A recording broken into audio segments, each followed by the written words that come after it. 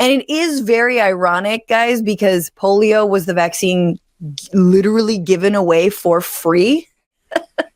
Francesca Fiorentini of the Bitchuation Room meet with the guys from the Conspirituality podcast to talk about RFK and his nomination to head up the HHS.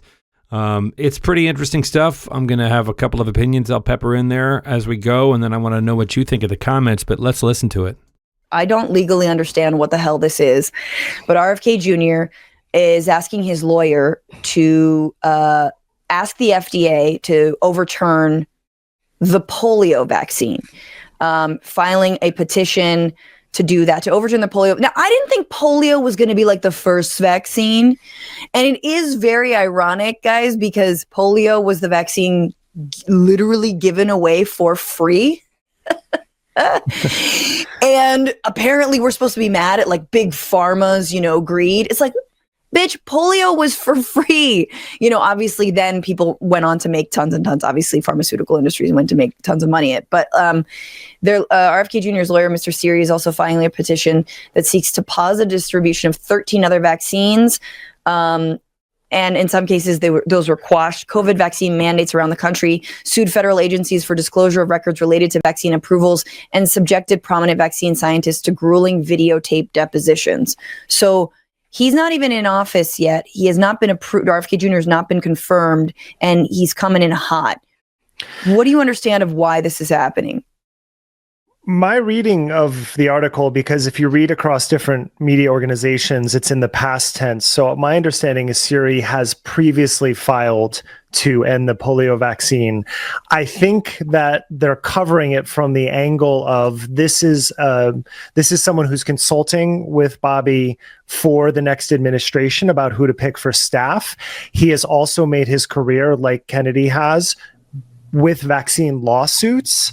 So I'm not sure that the polio vaccine, ending it right now, is new because he's not in position yet. The framework is that he's done this before. Yeah, got it. Yeah, zooming out on Bobby, we've done so many episodes on him. I think it's about a dozen. And I mean, this discrepancy over is polio actually going to be the first thing that he tackles or not? Or, is there some timeline issue that we're not really seeing? Everything is kind of obscure with him. And it's not only because, he's incredibly disorganized as a communicator, very difficult for him to delegate things. The campaign was a total mess, but also, there's just nothing that comes out of Bobby's mouth that isn't bullshit. And it's a particular flavor of bullshit that hooks into plausible suspicions and grievances, about the modern world, I want to just hop in for 1 second and talk about Kennedy and Trump, but what he just talked about being disorganized, right? There's this tendency of, certainly from the right, but from the mainstream media, and we'll talk about Trump for a second, to talk about the plan, what he's doing here and what the plan is and what they want to. There's no plan. There's no plan. It's entirely disorganized, right? In such as there is a plan, it is the fascist playbook about propaganda. Confuse, divide, promise whatever people want to hear. When you're asked to say how, it's like, oh, not now. I mean, I'm under audit. Well, later. Obfuscate, smokescreen. There's no plan.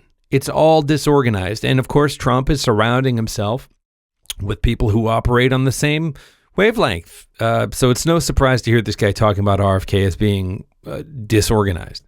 And bureaucracy and its hypocrisies and people's feeling of alienation from it. Mm-hmm. The majority of the time, his ideas are these romantic, nature fallacy, kind of strange, drivelly, spiritual ideas that mourn over a golden age that never was, which is really, really ironic when we're talking about polio. But he also ends up casting this effective spell of spiritual warriorship and divine intuition over followers who are disenchanted with all of the institutions, and they think they can, he can give everybody the life of a gentleman farmer, So I just think it's also particularly egregious that some of the things that the vaccines that he's specifically going after, it's not like he's like going after the HPV vaccine, which is a breakthrough and great and all this, but it's specifically vaccines that have saved children's lives over decades, generations, and like that is truly who is in the crosshairs and who is most at risk under a Bob Kennedy HHS department. Yeah, and I don't think that everything Kennedy says is bullshit, but he obscures things and he makes himself sound plausible. So, for example, he says he wants to end pharma lobbying. I would love that, but it's the biggest lobby in DC, and since 1990, Republicans have benefited more than Democrats, so they're not going to end that. He says he wants to end direct-to-consumer advertising. We are one of 2 countries in the world that allow pharma to advertise directly to consumers. I would love that, but go back to my pharma lobby comment. They're never going to go for that. And he says we have a chronic disease epidemic. That is true. The problem is that his solutions don't match what would actually help it, things such as universal health care. Yeah, absolutely. Well, I want to talk a little bit more about that, but yes, Matthew. I think the big question is just how effective is he going to be? And I am personally preparing for the worst just because of his ardency. Like, this is a guy who believes who he is guided, and he says this openly, by his mystical communion with God. And he seems to have the goal, always a huge goal, repairing the entire American psyche and soul, which I think for him and for his followers, the rupture really goes right back to that being blown apart on the grassy knoll and at the Ambassador Hotel. And he is unstoppable in his drivenness. This is what everybody around him says. There's no contradiction in what he says. There's no honoring his family legacy. There's no act of like throwing his more progressive followers under the bus or reckoning with accusations of sexual assault that are going to stop him. Sure. Those definitely wouldn't stop anyone in the Trump administration. Right. And specifically for him, he is so hell-bent on this notion of purification of, America's body and soul. And to me, it's got to be rooted in this, very shameful side quest he took into 14 years of addiction. And he seems to associate all chemical interventions, into pain and suffering, to stop pain and suffering, as kind of debased distractions from true healing. And his followers really, really buy into that. Sure. Especially as you guys have talked about, and we've talked about when you've been on the show, he's preying on a very real disgust with the pharmaceutical industry, that yes, it markets directly to us and costs exorbitant amounts of money, and no one seems to be reining that in. And it's like, okay, so there's lack of trust in big pharma, and he's capitalizing on that to say, yes, any kind of intervention is awful. And, I see stories about, hospitals ratting out the pregnant patients that administered fentanyl to for having drugs in their system. And you're like, this is the perfect storm that creates people who are like, well, you shouldn't birth in a hospital in the first place. Right. Go into the woods, like the natural birthing psychos that you've talked about, I know, on your show. But to Derek's point, and I love the way you guys get into both of this, because one of you is like, okay, it's weirder than that. But I like Derek, talking about, okay, let's get rid of the pharma lobbying. Let's talk about, for example, cornstarch that is in everything, or corn syrup that's in everything, right? High fructose corn syrup, something that, Mayor Michael Bloomberg in his time tried to get rid of. And the right freaked out about it. Now the right, I guess, doesn't have a problem with that. But here's Bernie Sanders sort of speaking on this, like, can we work with RFK Jr.? And I wanted to get your guys' reactions. Food industry concerned about their profits, could care less about the health of the American people. I think they have to be taken on. I think, on the other hand, when you talk about, hang on, let me back. I think you have a food industry concerned about their profits, could care less about the health of the American people. I think they have to be taken on. I think, on the other hand, when you talk about, when Mr. Kennedy talks about taking fluoride out of our water system. I think what the scientific community will tell you, that would be a disaster in terms of dental health in this country. His views on vaccine are in very wrong in so many ways. We will see how the process unfolds. So I think what he's saying about the food industry makes sense to me. A lot of other things that he's saying are extremely dangerous. No, he actually said early on, he said, I think it's exactly correct. Take a look. From what I've not talked to Mr. Kennedy in a number of years, actually. I think what he is saying about the food industry is exactly correct.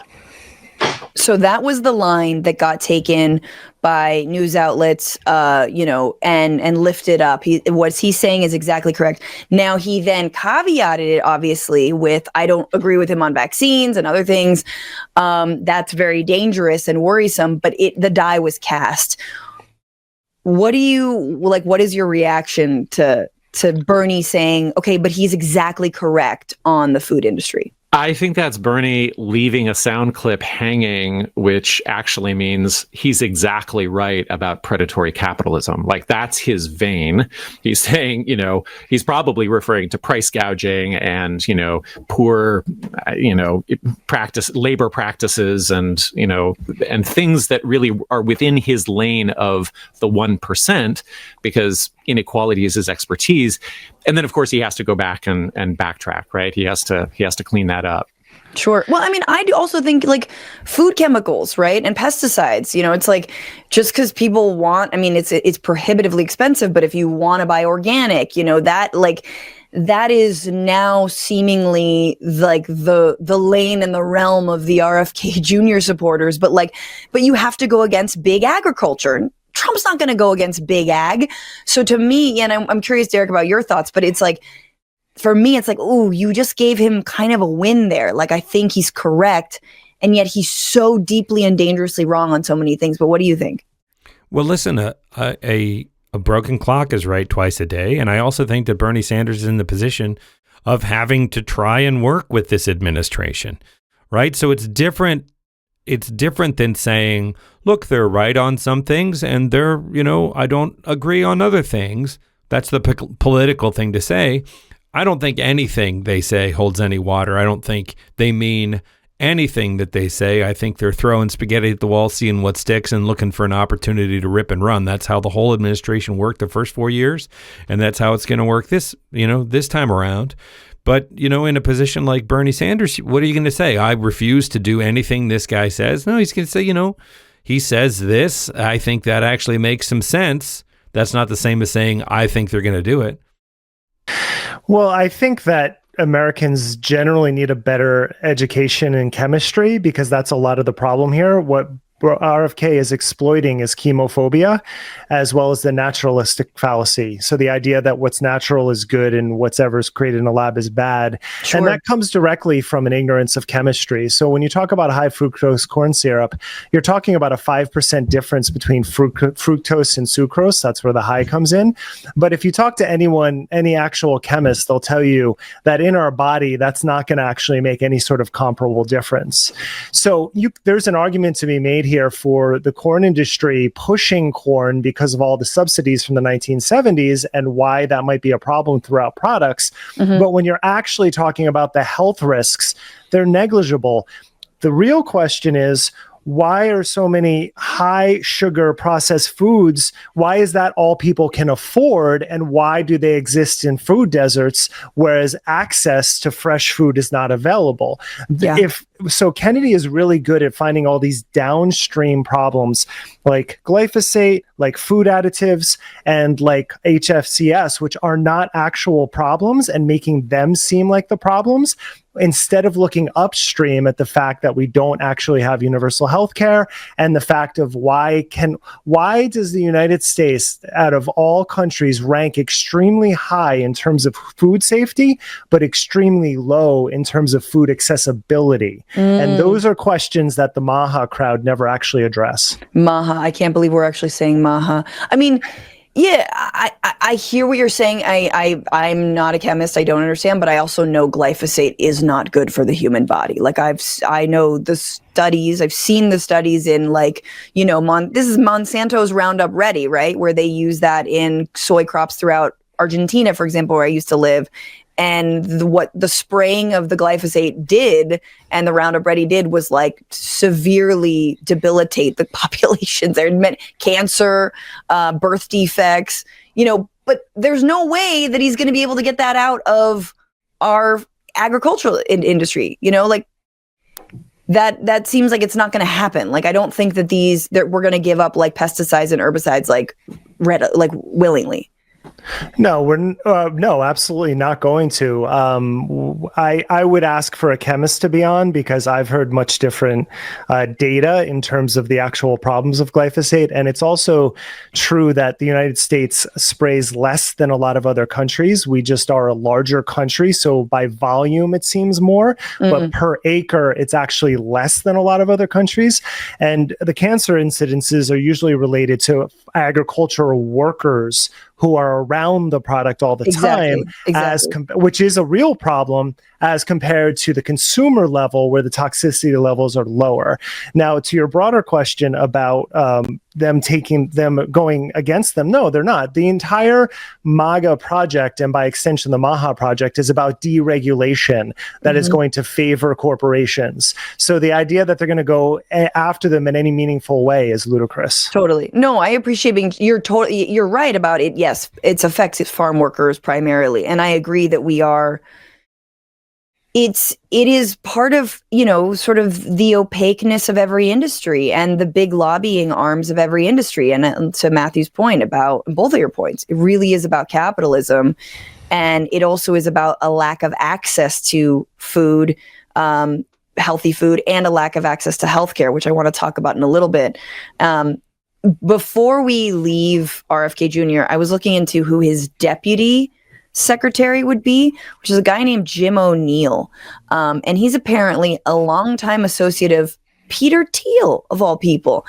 They co-founded the Mithril Capital Management, a venture fund that invests in medical technology and other startup companies. I don't know if I'm as terrified of this pick, because it sounds like they'll probably just try and give themselves, no bid government contracts to do unnecessary things. But what do you know of like Thiel's, tentacles on all this?